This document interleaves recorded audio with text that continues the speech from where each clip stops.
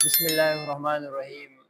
باب من تقبل شهادته ومن لا تقبل ولا تقبل شهادة الأعمى والمملوك والصبي إلا أن يتحمل في الرق والصغر وأديا بعد الحرية والبلوغ والمحدود في القذف. اس سے پہلے مصنف رحمۃ اللہ علیہ ان مسائل کو ذکر کر رہے تھے جن میں گواہی سنی جاتی ہے اور جن میں گواہی نہیں سنی جاتی. یہ سامنے آ جواب. ٹھیک ہے، جن میں گواہی سنی جاتی ہے اور جن میں گواہی نہیں سنی جاتی. تو آج کے سبق کے اندر مصنف رحمۃ اللہ علیہ نے باب باندھا ہے ان اشخاص کے متعلق جن کی گواہی قبول کی جاتی ہے اور جن کی گواہی قبول نہیں کی جاتی. تو سب سے پہلے مصنف رحمۃ اللہ علیہ نے، چونکہ یہ چیز شہادت کا محل ہے اور محل یہ شرط ہوتا ہے تو شرط اپنے مشروط پر مقدم ہوتا ہے، اس وجہ سے مصنف رحمۃ اللہ علیہ نے ان چیزوں کو ذکر کیا تھا جس میں گواہی سنی جاتی ہے اور جس میں گواہی نہیں سنی جاتی. آج کے سبق کے اندر پہلا مسئلہ ہم یہ ذکر کریں گے، ولا تقبل شہادت الاعمى سے ان اشخاص کا ذکر ہو رہا ہے جن کی گواہی قبول نہیں کی جاتی. سب سے پہلے ذکر ہوا کہ ولا تقبل شہادت الاعمى، اندھے بندے کی گواہی قبول کی جاتی یعنی، تو کہتے ہیں اندھے بندے کی گواہی قبول نہیں کی جائے گی. اسی طرح غلام کی بھی گواہی قبول نہیں کی جائے گی. اندھے بندے کی گواہی قبول اس وجہ سے نہیں کی جائے گی کہ چونکہ گواہی کے لیے جب بندہ گواہی دیتا ہے تو گواہی دیتے وقت مشہود لہو اور مشہود بھی، مشہود لہو اور مشہود علیہ، جس کے لیے بندہ گواہی دے رہا ہے، جس کے خلاف بندہ گواہی دے رہا ہے، اشاروں کے ذریعے سے اس کا ممتاز کرنا ضروری ہے. جب گواہ گواہی دیں گے تو وہ اشاروں کے ذریعے سے یہ بتائے گا میں اس کے خلاف گواہی دے رہا ہوں اس کے حق میں، اشارے کے ذریعے سے بتائے گا. تو جب وہ اندھا بندہ ہوگا تو اندھا بندہ اسی طرح اشارے کے ذریعے سے گواہی نہیں دے سکتا ہے. ٹھیک ہے، تو اس وجہ سے جناب وہ یہاں پر فرمایا کہ اندھے بندے کی گواہی قبول نہیں کی جائے گی. امام ظفر رحمۃ اللہ علیہ فرماتے ہیں کہ جن چیزوں میں اندھے بندے کی بات مانی جاتی ہے، سنی جاتی ہے، اس میں اس کی گواہی بھی قبول کی جائے گی، اور جس میں اس کی بات نہیں مانی جاتی اس کی گواہی قبول نہیں کی جائے گی. امام مالک رحمۃ اللہ علیہ کا یہاں پر مسلک یہ ہے، وہ فرماتے ہیں کہ مطلقاً اس کی گواہی قبول کی جائے گی. اندھا بندہ اس طرح ہے جس طرح کہ بینا بندہ ہے. ٹھیک ہے، تو بینے بندے کی طرح اندھے بندے کی بھی گواہی قبول کی جائے گی. دوسرا، جو بندہ غلام ہو تو غلام بندے کی بھی گواہی، غلام کی بھی گواہی قبول نہیں کی جاتی، غلام کی گواہی قبول نہیں کی جائے گی. اسی طرح جو بچہ ہے تو بچے کی گواہی بھی قبول نہیں کی جائے گی. اس کی وجہ ہے کہ غلام اور جو بچہ ہے تو اس کا اپنے ذات کے اوپر ولایت نہیں ہوتا ہے. غلام مالک ہوتا ہے اپنے آقا کا، بچہ جو ہے نا وہ اپنے ابو اور اپنے دادا کے زیر کفالت و تربیت کرتا ہے، تو ان کا اپنے ذات کے اوپر ولایت نہیں ہوتی. تو جب اپنے ذات کے اوپر ان کی ولایت نہیں ہوتی تو غیروں پر بھی یہ گواہی نہیں دے سکتے. سمجھ میں آیا یا نہیں آیا؟ ہاں، اگر یہ دونوں بندے یعنی غلام اور بچہ حالت غلامی میں اور بچہ حالت صغری پن میں گواہی سنے مشاہدہ کرے، اور پھر یہ لوگ گواہی دے آزادی کے بعد، یعنی غلام گواہی دے آزادی کے بعد، ٹھیک ہے، اور جو ہے نا یہ بچہ گواہی دے کس کے بعد؟ بلوغت کے بعد، تو پھر اس کی گواہی مانی جائے گی. سمجھ میں آیا یا نہیں آیا؟ ٹھیک ہے، کیونکہ گواہی بندہ دیتے ہے کہ جب ایک چیز کا بندہ مشاہدہ کرے، ٹھیک ہے، ایک چیز کا بندہ مشاہدہ کرے سامنے دیکھے، تو بچہ تو یہ جو نا وہ مشاہدے کا آل ہے، وہ تو جو نا وہ دیکھ سکتا ہے اس چیز کو. ٹھیک ہے، اس طرح غلام میں ایک چیز کو دیکھ سکتا ہے. تو اگر یہ دونوں حضرات صغری یعنی حالت بچپن میں اور غلام اپنے غلامی کی حالت کے اندر یہ گواہی سنے، ٹھیک ہے، اس چیز کو سنے یا ایک چیز کو مشاہدہ کرے، اور پھر آزادی کے بعد یا بلوغت کے بعد یہ دونوں گواہی دیتے تو پھر ان کی گواہی مانی جائے گی. دیکھیں، ولا تقبل شہادت الاعمى، باب من تقبل شہادت، یہ باب ان چیز کے بارے میں جس کے، ان اشخاص کے بارے میں جس کی گواہی قبول کی جائے گی اور جس کی گواہی قبول نہیں کی جائے گی. ولا تقبل شہادت الاعمى، قبول نہیں کی جائے گی اندھے بندے کی گواہی، والمملوک اور غلام کی گواہی، والصبی اور بچے کی گواہی، الا ان يتحمل، مگر یہ کہ یہ دونوں تحمل کرے گواہی کی، فرق حالت غلامی میں، والصغر اور حالت بچپنا میں، وادیا بعد الحریت اور حریت اور آزادی کے بعد یہ دونوں گواہی دے تو پھر ان کی گواہی مانی جائے گی. اپنے سبق کی طرف جو ہے وہ توجہ کیا کرو. آپ کیوں جو ہے وہ موبائل کی طرف دیکھ رہے ہو یار؟ میں آپ کو سبق جو ہے نا وہ پڑھا رہا ہوں، موبائل کو تو میں نہیں پڑھا رہا ہوں، اپنے سبق کی طرف وہ جو ہے نا انہیں چیزوں کو توجہ کریں۔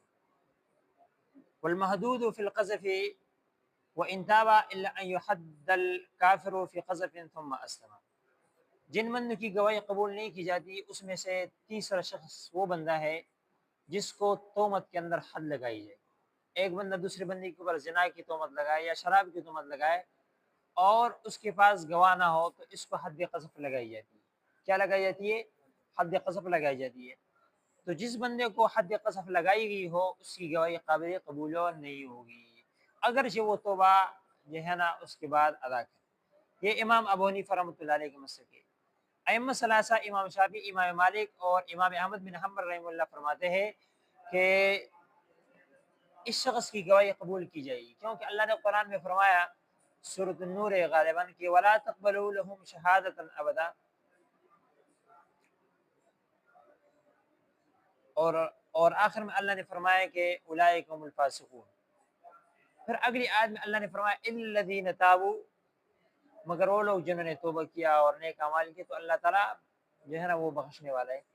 تو پہلے اللہ نے فرمایا کہ ان کے لیے، یعنی یہ جو محدود بالقذف ہے یا یہ جو زانی ہے اور زانیہ ہے، ان کے لیے کبھی بھی تم گواہی جو ہے نا وہ قبول نہ کیا کرو، ٹھیک ہے؟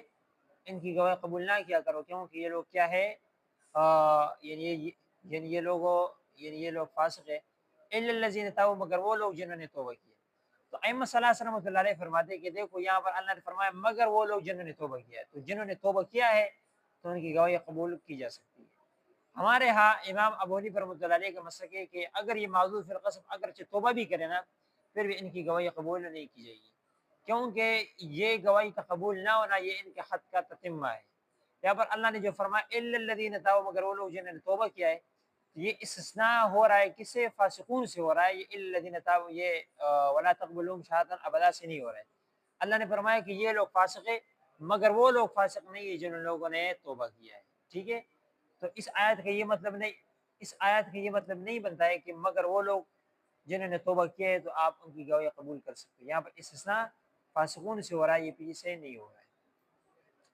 تو امام ابو حنیفہ رحمۃ اللہ علیہ فرماتے ہیں کہ جو بندہ محدود فی القذف ہے، جس کو قذف یعنی تہمت کے اندر حد لگایا گیا ہے، تو اس کی گواہی قبول نہیں کی جائے گی اگرچہ یہ توبہ بھی کرے۔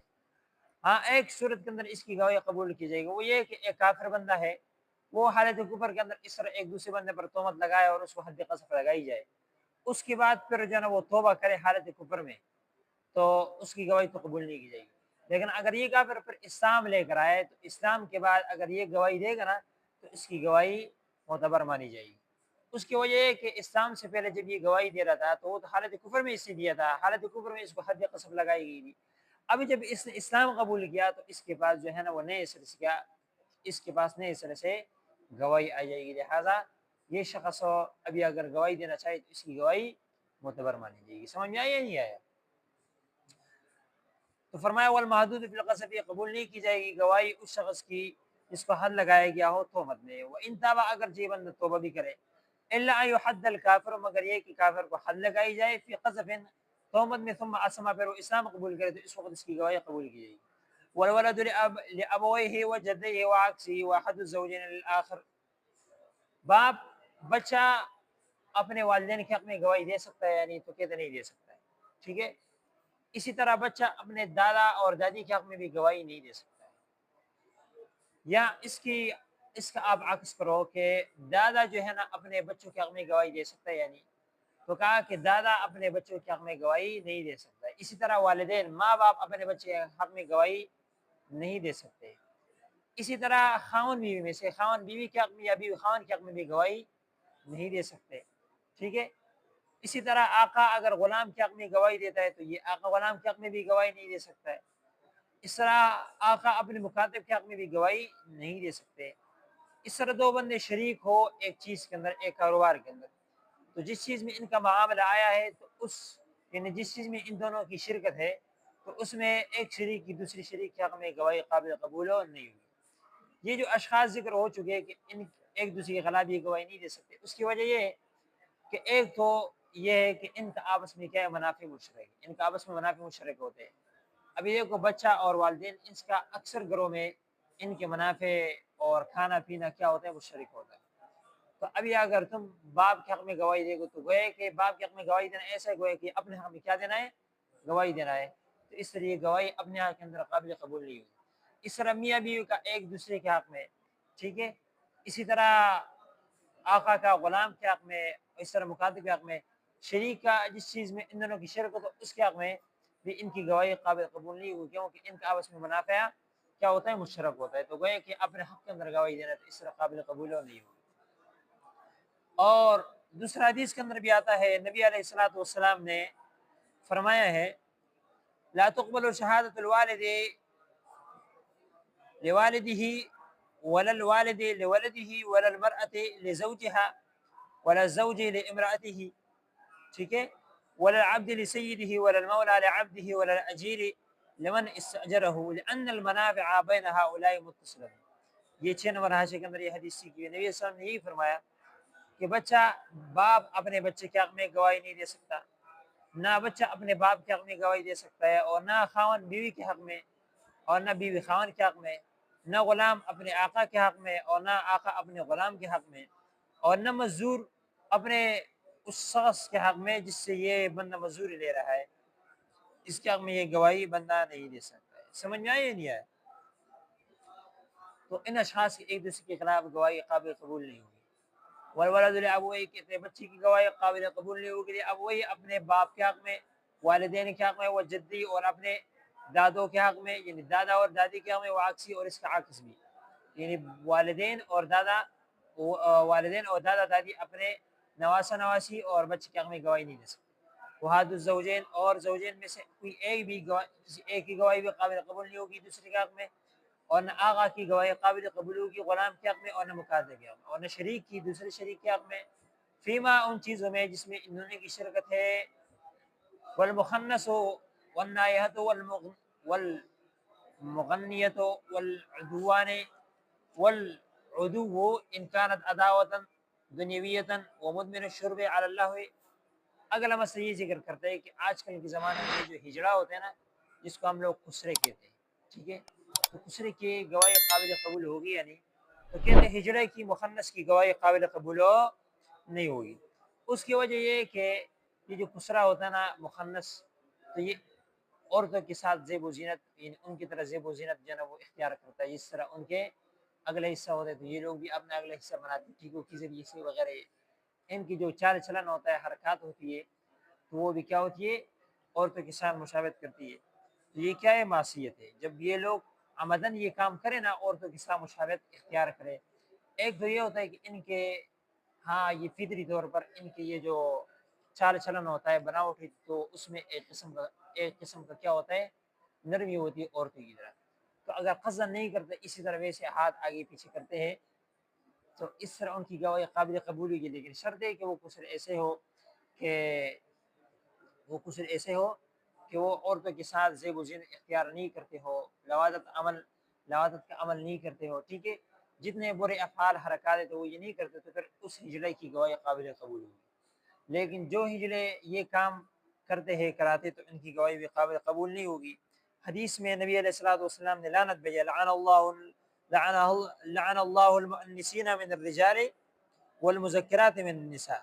نبی علیہ الصلوۃ والسلام نے لعنت بھیجی ہے ان عورتوں پر جو مردوں کے ساتھ مشابہت کرتی ہے، اور ان مردوں پر جو عورتوں کے ساتھ مشابہت کرتی ہے. مراد یہ ہے کہ جو اسی طرح لواطت کا عمل کرتے ہیں وغیرہ، تو ان کی گواہی بھی قابل قبول نہیں ہوگی. اس وجہ سے اگر دوسرا بندہ بیان فرمایا کہ نائحہ وہ عورت جو نوحہ کرتی ہے، یہ جو آج کل کے زمانے میں جس گھر میں میت ہو جائے نا، ماتما ہو جائے، تو عورتیں کرائے پر پکڑ کر رونے کے لیے بلائی جاتی ہے.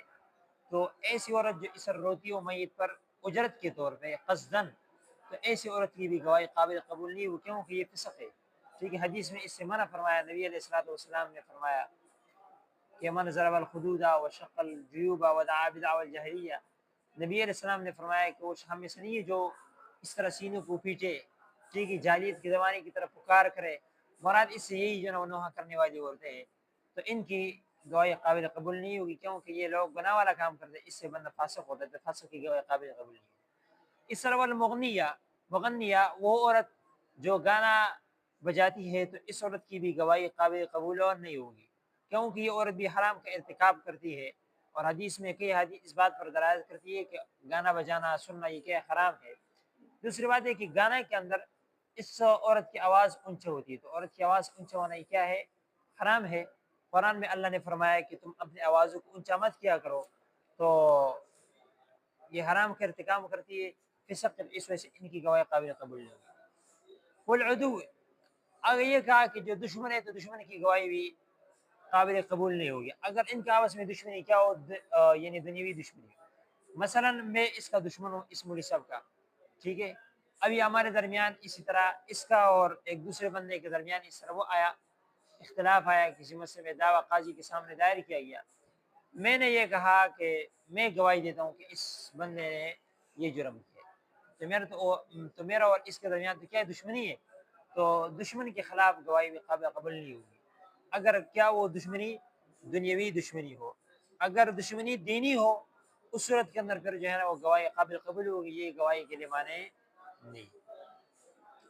والمخنث، مخنث کی گواہی قابل قبول نہیں ہوگی، ہجڑی کی۔ والنایا، اور نو کرنے والے عورت کی بھی، والمغنیہ، اور وہ عورت جو مغنیہ گانا بجاتی ہے، والعدوی، اور دشمن کی گواہی بھی قابل قبول نہیں ہوگی، ان کانت عداوت دنیاویت، اگر وہ دشمنی ایسی ہو کہ وہ دنیاوی دشمنی